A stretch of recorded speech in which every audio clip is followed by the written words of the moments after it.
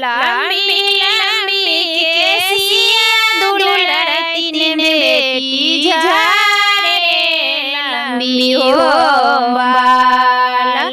लंबी लंबी केसिया दुलड़ती ने बेटी झारे लंबी हो बाल। कुरसी बैसल अपना भैया निरखे बहिनी के मुँह।